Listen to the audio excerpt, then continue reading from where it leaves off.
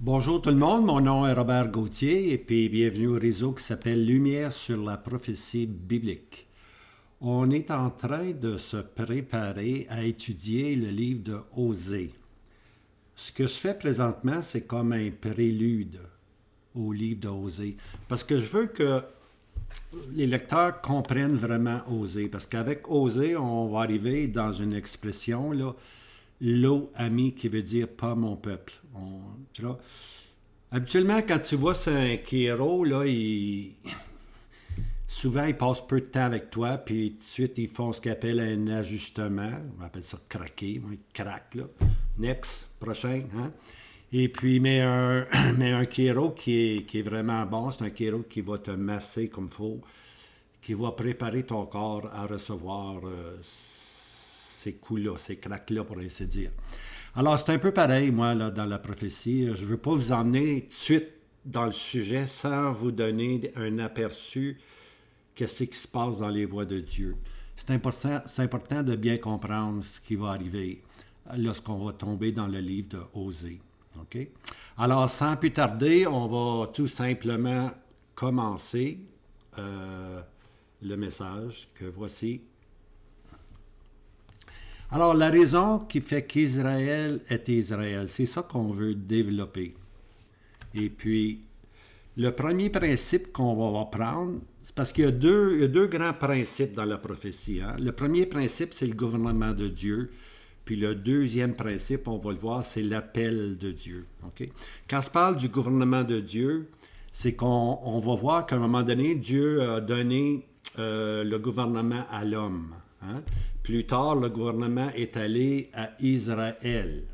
Mais naturellement, Israël va perdre le gouvernement pour un temps. Mais un jour, il va retrouver le gouvernement. Alors, c'est ça que je veux développer un peu. Je vous ai donné un aperçu assez rapide. OK. Alors, tous les prophètes de l'Ancien Testament tournent autour de ces deux grands principes que voici. Le gouvernement de Dieu, c'est-à-dire que Dieu a donné à l'homme de gouverner la terre. OK? Et puis finalement, c'est Israël qui va recevoir ce privilège-là, hein, pour devenir la première des nations. Mais la question à savoir, est-ce qu'Israël est capable de garder ce premier principe? Hein?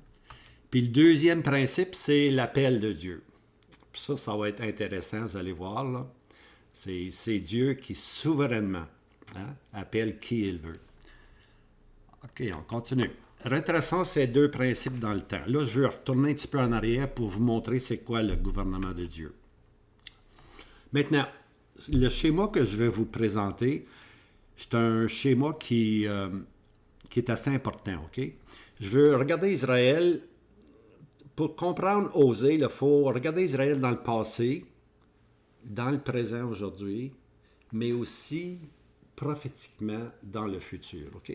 Alors, dans le passé, hein, quand je parle du passé, là, je parle jusqu'au jour où Jérusalem a été détruit par Nebuchadnezzar. On appelle ça le passé. À partir de ce moment-là, c'est vraiment le présent. C'est le temps des nations, puis on est encore dans cette période-là. OK? Alors, dans le passé, Israël était connu de Dieu. C'est-à-dire, Dieu l'appelait ami, mon peuple. Ça, c'est son privilège exclusif, mon peuple. Okay? Maintenant,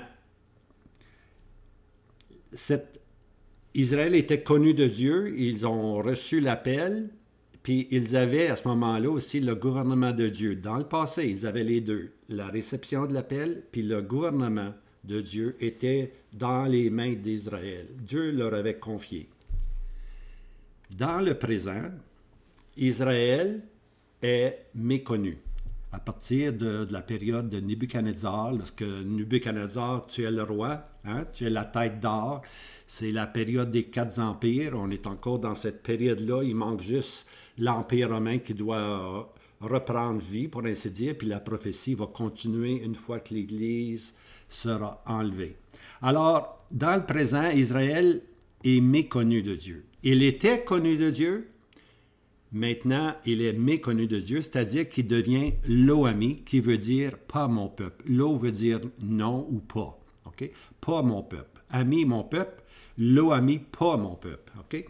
Alors, Israël va pendant une longue période l'appel puis le gouvernement de Dieu. On va voir ça avec le temps.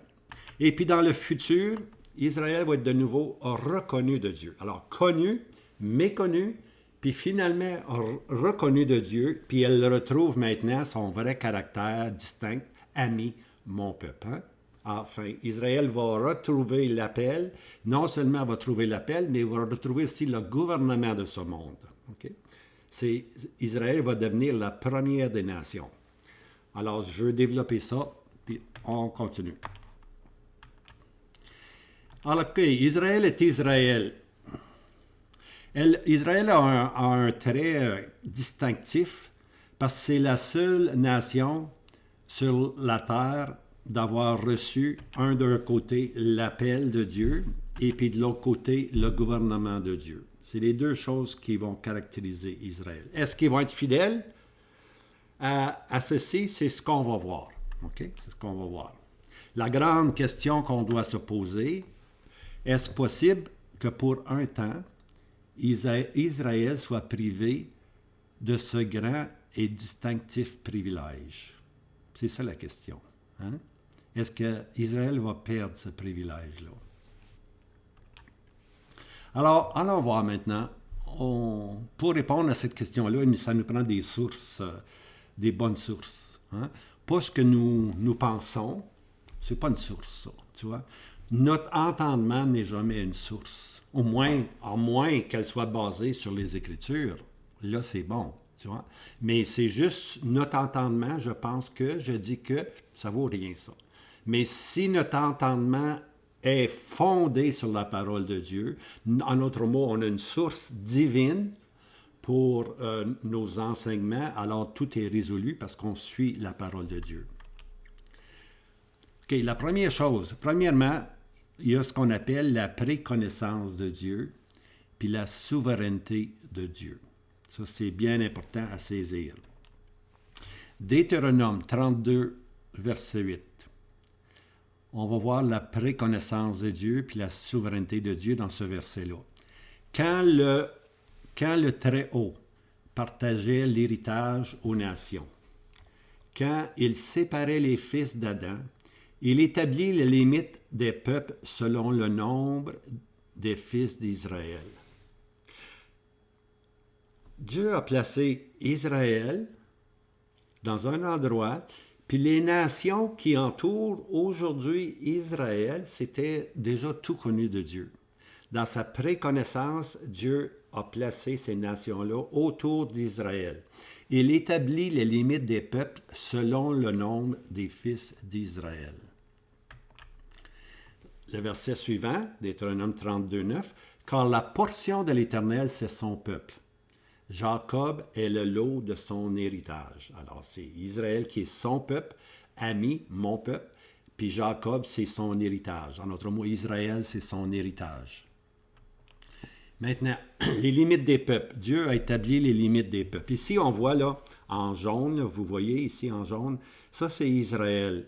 Puis regardez les peuples qui les entourent maintenant. La Jordanie, Ammon, et puis, alors ici, la Jordanie du Nord, Jordanie du Sud.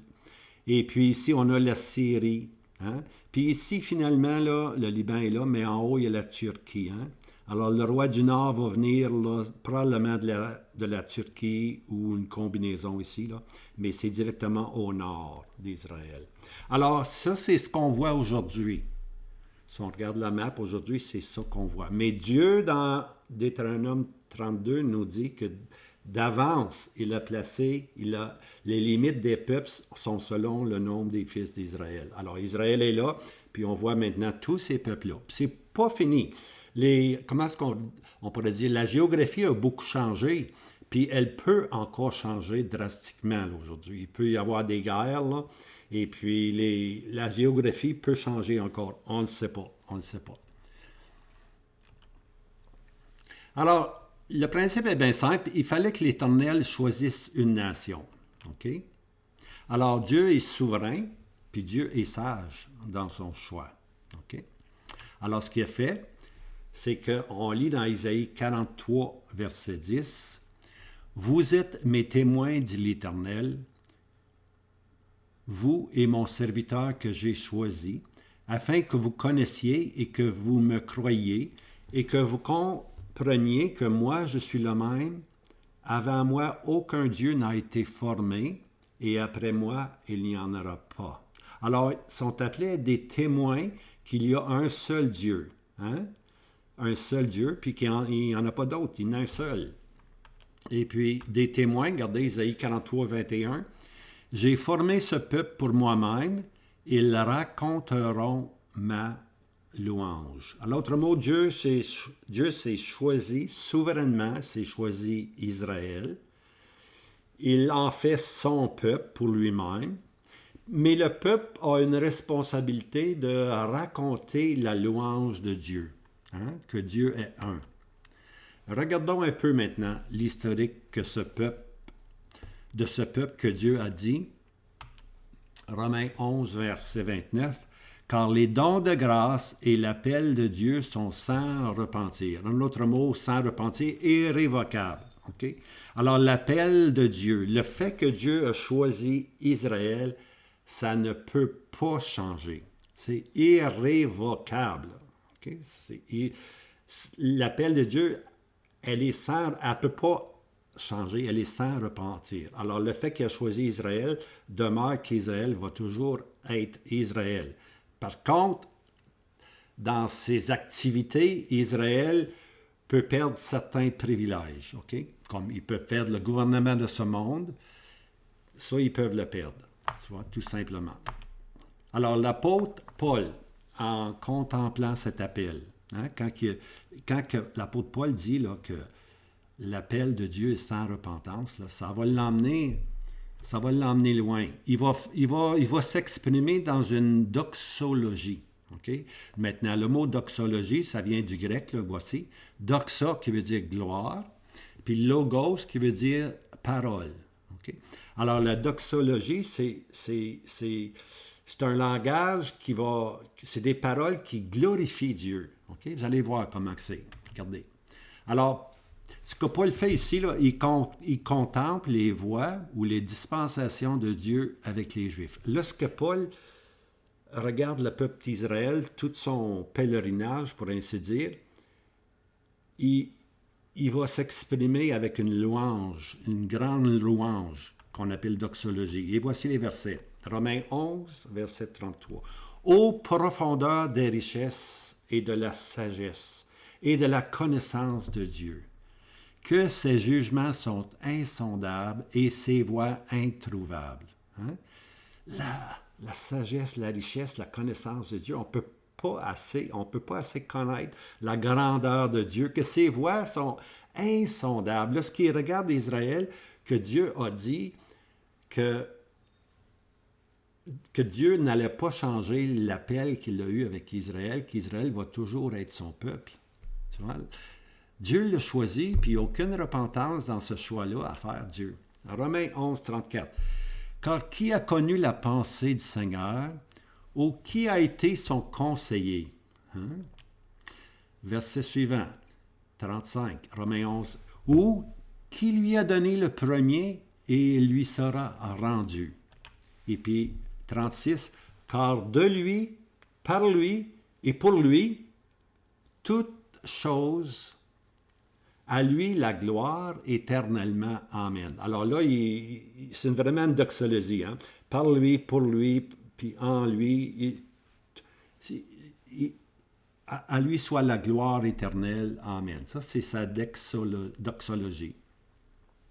Alors, les Juifs, donc, sont appelés à être des témoins sur la terre. Okay? Parce que les nations ont été mises autour d'Israël. Puis, Israël devient le témoignage public qu'il y a un seul Dieu. Okay? Maintenant, pour ce qui est du ciel, ben, les Juifs ne sont pas un témoignage pour le ciel, ils sont un témoignage sur la terre. Le royaume de Dieu va être établi sur la terre, puis la nation d'Israël va avoir un jour le gouvernement. Hein? C'est Israël va être la première des nations. Mais pour ce qui est du ciel, nous lisons ceci dans Colossiens 3, verset 11, où il n'y a pas de Grec, pas de Juif au ciel. Pas de circoncision ni incirconcision au ciel. Pas de barbare, pas de sainte, d'esclaves, hommes libres, mais où Christ est tout et en tous. Hein? Ça, c'est pour le ciel. Dans le ciel, il n'y a pas de différence. On est ceux qui appartiennent à la période de l'Église ne sont pas grecs puis ne sont pas juifs. Ils sont simplement, c'est un beau terme, ils sont chrétiens. Puis c'est le privilège chrétien d'être un peuple céleste. Le privilège des Juifs, c'est d'être un peuple terrestre que Dieu va mettre sur la terre le gouvernement de ce monde. Mais pour nous, on est un peuple céleste. Donc, nous, on attend l'appel de Dieu, hein? Ce qu'on appelle l'enlèvement. On attend cette période-là où on va quitter ce monde pour aller dans le ciel avec Christ. Hein?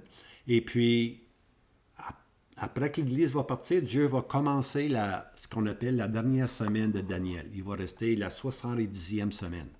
Il va rester 7 ans encore pour la terre. Okay? Puis c'est à ce moment-là que tout va se passer et puis qu'Israël, finalement, va devenir les vrais témoins de Dieu sur la terre. Maintenant, ces témoins, les Juifs, agissent sur les nations de la terre. Okay? Alors, la connaissance du seul vrai Dieu qu'ils ont reçu, la connaissance de sa justice, de sa miséricorde, de sa puissance, trouve expression dans la conduite de ce peuple. Comment le peuple va se conduire devrait emmener le monde, la terre, à réaliser que Dieu, que l'Éternel est Dieu, okay? Qu'il y a un seul Dieu. Alors, ici, on va faire la distinction là, entre les voies de Dieu avant le déluge, puis après le déluge. Vous allez voir, c'est important de saisir ça, là. C'est que Dieu n'a pas, on appelle ça des dispensations, des périodes. Dieu, avant le déluge, il y avait du monde sur la terre.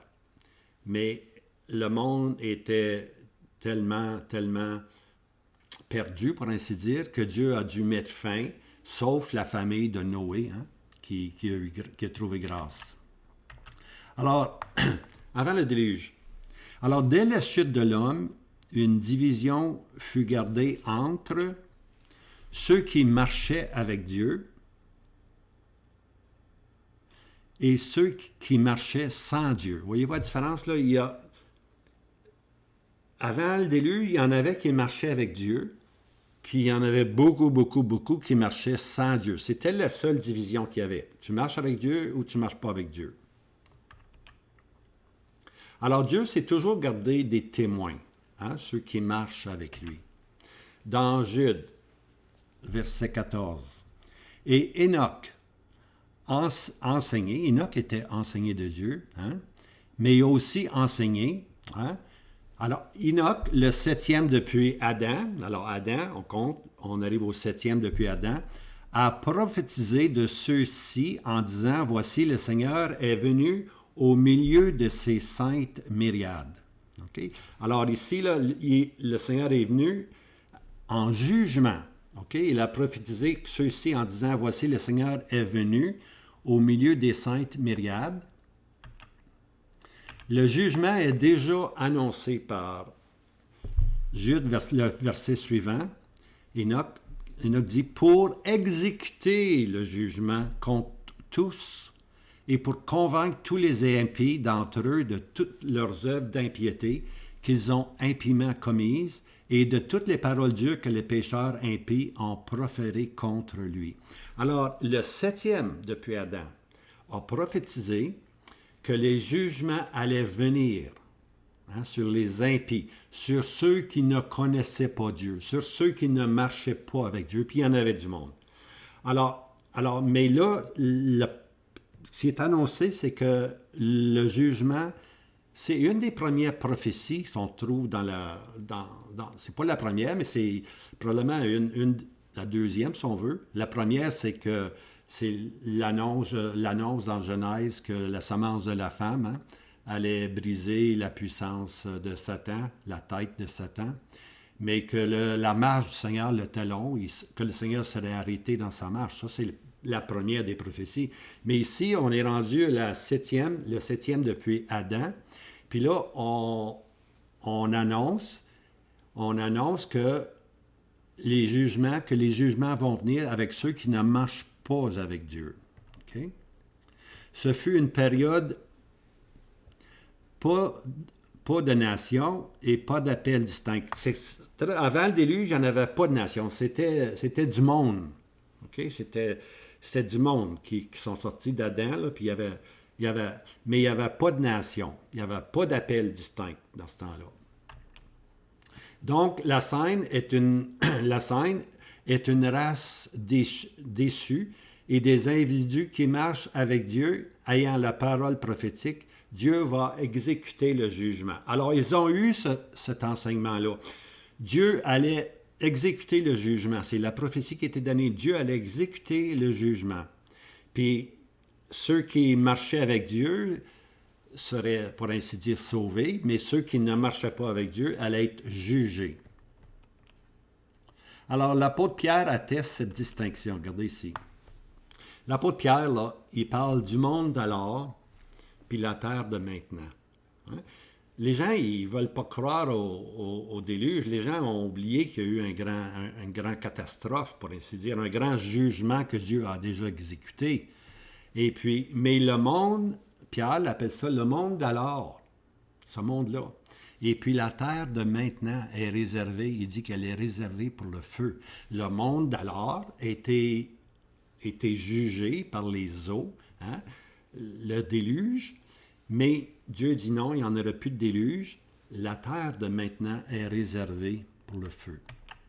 2 Pierre 3, versets 5 et 6. « Car ils ignorent volontairement ceci, que par la parole de Dieu, des cieux subsistaient jadis, et une terre tirée des eaux, et subsistait au milieu des eaux, par lequel le monde d'alors fut détruit, étant submergé par de l'eau. Le monde d'alors fut détruit, étant submergé par de l'eau. » Genèse 7, verset 8.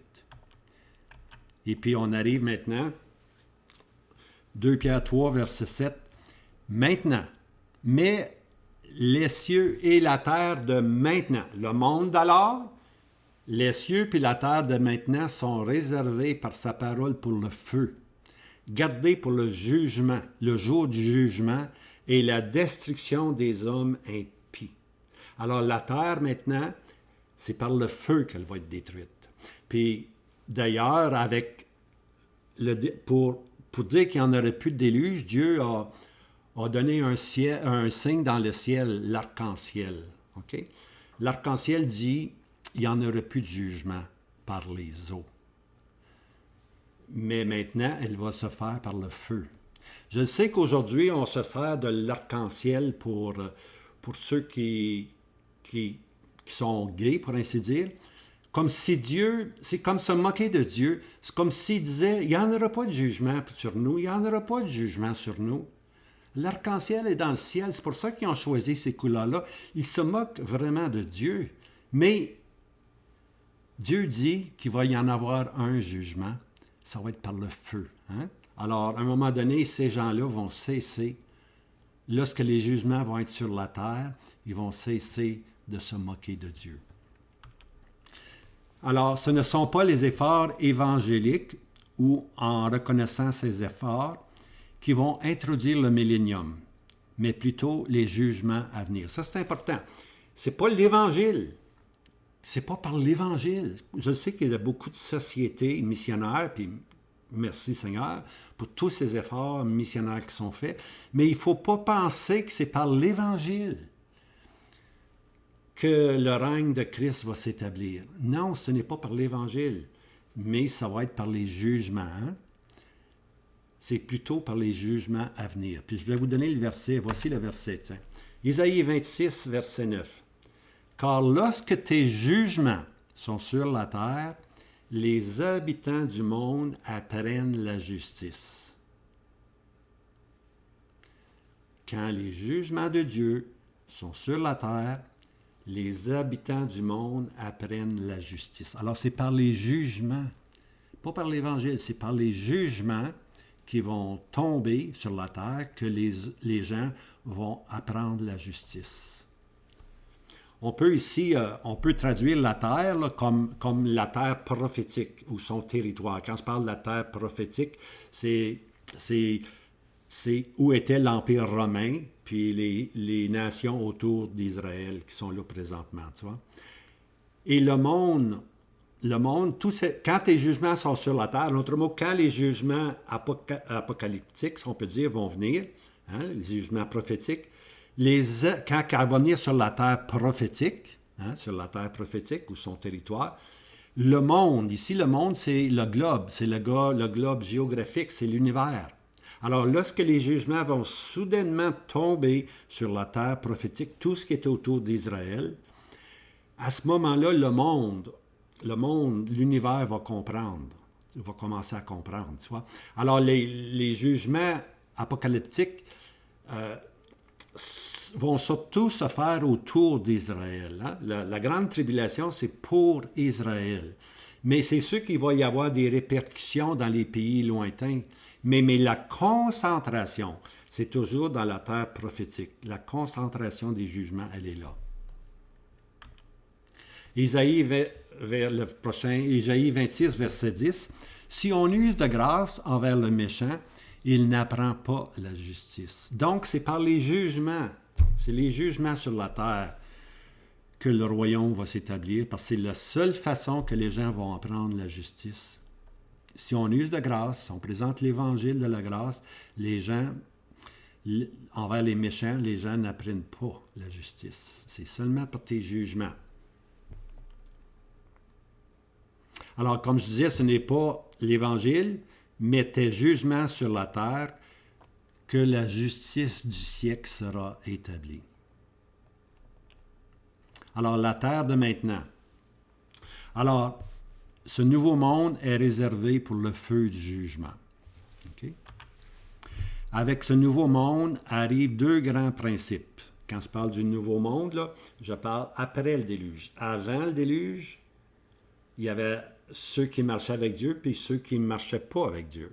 Mais maintenant, avec le déluge, on va tomber dans deux grands principes, c'est-à-dire le principe du gouvernement qui va être mis dans la main de l'homme. Le contrôle va être mis dans la main de l'homme. Avant le déluge, Dieu laissait aller les choses. Mais maintenant, Dieu va donner le gouvernement dans la main de l'homme. Et puis, il va y avoir ce qu'on appelle aussi la séparation du monde par l'appel de Dieu. Okay? Ça, c'est les deux principes qui vont gouverner maintenant le nouveau monde, la nouvelle terre, celle qu'on est présentement, celle qui va être jugée par le feu. Alors, c'est ces deux principes-là que je veux développer. À un moment donné, ces deux principes appartenaient exclusivement et distinctement aux Juifs. Alors, les Juifs avaient le gouvernement lorsqu'ils étaient amis, lorsqu'ils étaient mon peuple. Ils avaient le gouvernement de la terre, mais non seulement ils avaient le gouvernement de la terre, mais ils avaient aussi l'appel de Dieu. Il était devenu le peuple de Dieu. Okay? Alors, à un moment donné, il y avait ces deux principes-là qu'Israël avait. Mais la question à savoir maintenant, est-ce qu'ils vont être capables de le garder? Pour combien de temps?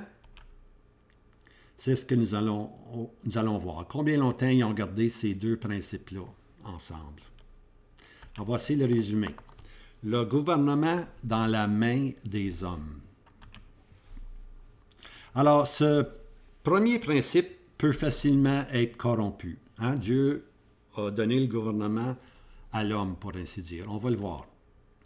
Alors, la convoitise puis la violence ont caractérisé le monde d'alors. Okay? Maintenant, Dieu donne des règles pour la terre de maintenant afin de freiner et atténuer cette tendance naturelle au mal. Okay? Alors, Dieu maintenant va donner à l'homme un outil pour freiner le mal, pour ainsi dire. Et voici la directive divine pour le nouveau monde, celle qui est réservée pour le feu. Alors, l'institution divine nous est donnée comme suit. Voici, c'est ça le verset. Genèse 9, verset 6. « Qui aura versé le sang de l'homme? Par l'homme, son sang sera versé. car à l'image de Dieu, il a fait l'homme. L'homme est à l'image de Dieu. Et puis, si la vie appartient à Dieu. Et puis, si quelqu'un verse le sang d'un homme, par l'homme, regardez ici, hein, si quelqu'un a versé le sang de l'homme, par l'homme, okay, le gouvernement, par l'homme, son sang sera versé. Alors ici, on introduit un nouveau principe qu'on appelle le gouvernement. Dieu donne à l'homme le pouvoir de freiner le mal. Et puis, si quelqu'un va à l'extrême et tue son frère ou tue quelqu'un, l'homme est responsable de prendre l'épée maintenant, puis de juger cet homme-là, et puis lui enlever la vie. Dieu donne ce pouvoir-là à l'homme. Alors, la peine capitale, est-ce que c'est correct? Absolument, bien-aimé. La peine capitale a été instituée par Dieu. Après le déluge, Dieu a donné à l'homme ce pouvoir-là de freiner, hein, de freiner le mal. Mais aujourd'hui, dans le monde où on est, on ne veut pas la peine capitale, on ne veut pas verser le sang. Mais c'est de Dieu pour gouverner. Alors, si aujourd'hui les prisons sont pleines d'hommes qui peuvent sortir après 20 ans, 30 ans, on ne met pas la crainte du jugement dans le cœur des meurtriers. Ils font ce qu'ils veulent. Ils savent qu'ils peuvent s'en sortir. La peine de mort n'existe pas. Alors l'homme, on voit que l'homme ici là, a manqué. Okay? L'homme a manqué. L'homme n'a pas maintenu ce principe-là. Ça, c'est le principe après le déluge. Alors, le gouvernement ou la verge de contrôle est donnée à l'homme. Auparavant, il n'y avait pas ce genre de contrôle humain-là. Hein? Avant le déluge, c'était les bons puis les pas bons, pour ainsi dire. Ceux qui marchent avec Dieu puis ceux qui marchent sans Dieu. Mais maintenant, Dieu va introduire une façon de freiner le mal, mais malheureusement, ça n'a pas été gardé. Hein? Maintenant, l'épée ou le gouvernement est transmise à l'homme pour le freiner dans ses excès. Alors, comme on dit, Dieu seul a autorité sur la vie. Maintenant, Dieu donne cette autorité entre la main de l'homme. Dès son institution, Noé est abaissé devant ses enfants.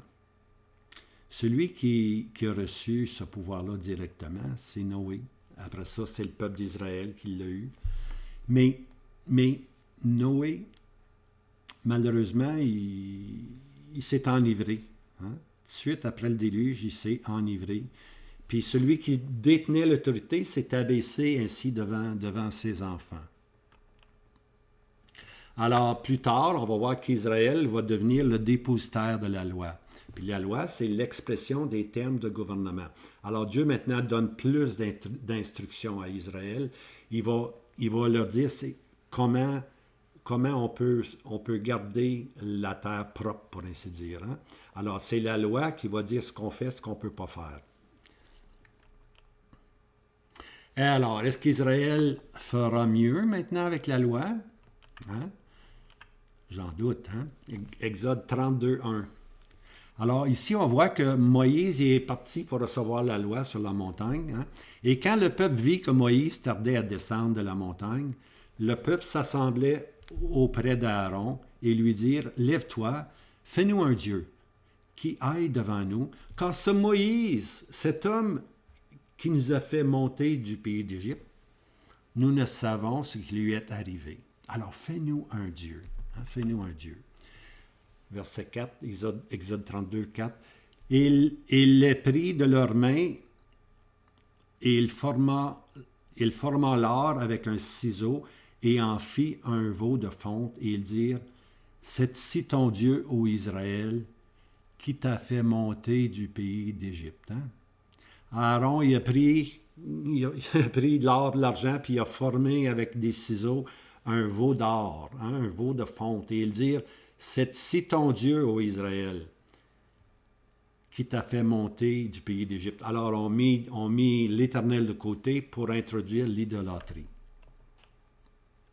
Alors, ce qui va arriver, c'est qu'Israël va perdre le gouvernement de la terre. Israël va perdre ce pouvoir-là, tu vois, que Dieu voulait lui donner de gouverner la terre. Alors, on va voir dans d'autres vidéos comment et quand ils ont officiellement perdu ce privilège d'être la première des nations. Hein? Alors, ils vont perdre ce grand privilège-là de gouverner le monde. Israël va le perdre. Mais, plus tard, dans la prophétie, plus tard, ils vont de nouveau retrouver ce privilège de gouverner la terre. Alors, nous allons prochainement regarder au deuxième principe qui est l'appel de Dieu. Okay? Maintenant, on s'en vient dans l'appel. Dieu va appeler. On verra le cheminement du peuple. Israël va-t-il pouvoir sauvegarder ce deuxième principe? C'est ça qu'on va vraiment voir, tu vois, bientôt. Si Israël est capable Israël va perdre le gouvernement, mais l'appel de Dieu, c'est complètement différent. Hein? L'appel de Dieu est sans repentance. C'est ça qu'on va voir la semaine prochaine. Alors, je vous laisse avec ceci, puis n'oubliez pas de vous abonner, tout simplement, puis passez un bon week-end, puis que le Seigneur vous garde. On revient bientôt. À bientôt.